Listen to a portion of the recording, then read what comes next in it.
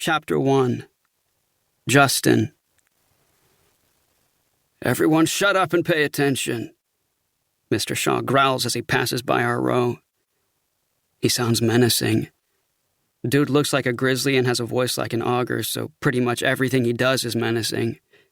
But then he plops down at the end of a row and pulls out his phone, firing up a game of Candy Crush, so he clearly doesn't actually care. I roll my eyes as the cacophony around us dims just enough to sort of hear our student body president, Taylor Strickland, introduce our guest speaker from a podium on the stage. "As you all know, Mayor Rothman won this award back when he was a senior at this very school," she chirps into the microphone, tossing her blonde curls like she thinks she's in a Target ad. "Who cares?" Dave Darren coughs loudly from the seat in front of me. I kick the back of his seat. Not because I care, but just because it's Dave, and why not? He spins around and waves his middle finger in my face. I, in turn, make a show of dropping my head onto Alyssa's shoulder.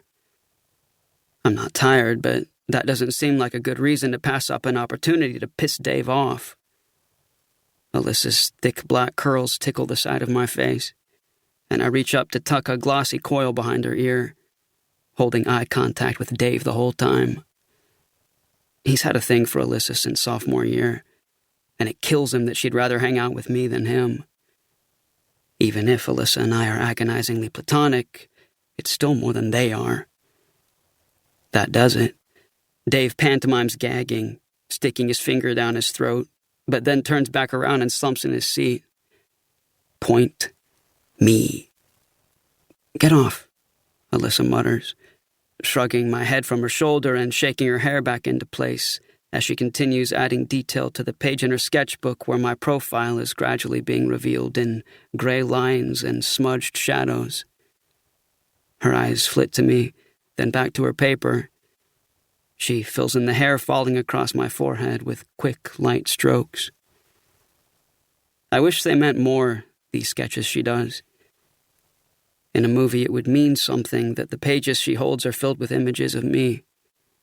My face in charcoals, my hands in pastels, my hunched shoulders, my ratty sneakers, my shaggy hair rendered in careful colored pencil strokes depicting its current state of nightmarish orange-red, the faded remnants of a rainy day experiment in Dollar Tree hair dye a few weeks ago.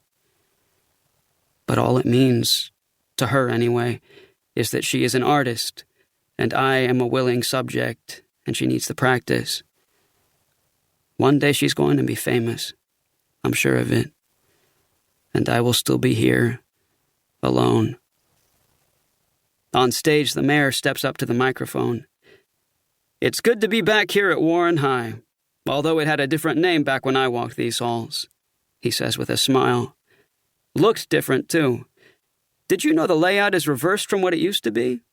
In my day, this was the administrative wing, and the auditorium was on the other side of the school.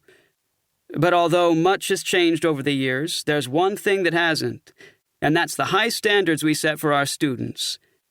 Which is why I'm so proud of each of the applicants for this year's Beaufort County Citizenship Award.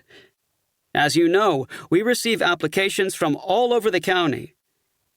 He drones on, building up to the ultimate announcement of who's won this year's Citizenship Award. This giant scholarship the county gives out every year, always to the same type of kid. Honor roll, student council, lots of extracurriculars, community service, blah, blah, blah. The type of kid who doesn't really need a leg up because they've already got so many, but they keep sprouting more anyway, like some sort of overachieving mutant spider.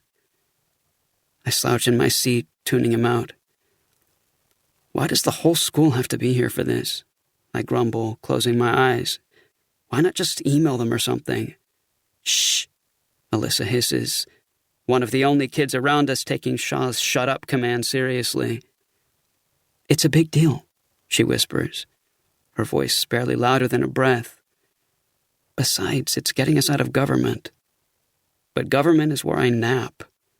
You and most of Washington," she says with zero humor. Alyssa is one of those people who registered to vote the second she turned 18. And not just because the school was giving out homework passes for anyone who could produce a